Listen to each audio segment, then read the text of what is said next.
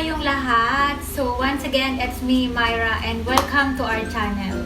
So for today, wala naman pong ibang ganap. Nandito lang ako sa bahay. And today, gumawa po ako ng isang something na gusto kong i-share sa inyo.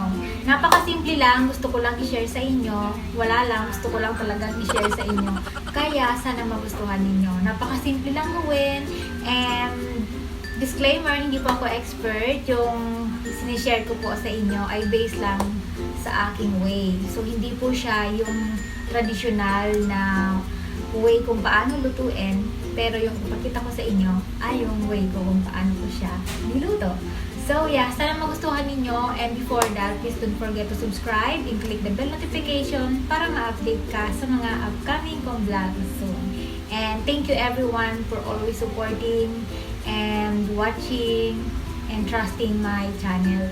And thank you to all my subscribers. Thank you! So yeah, let's start.